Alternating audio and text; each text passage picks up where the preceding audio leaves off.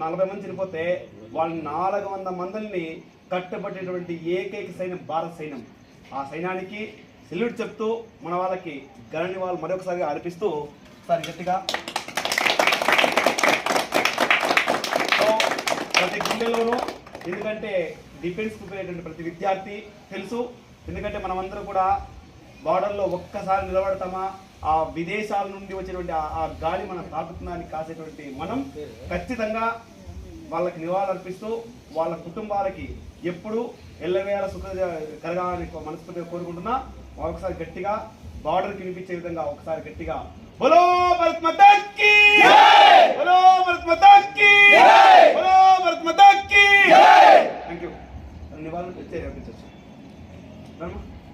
ఫోటోనా మామూలు ఫోటో ఎత్తుకోపా.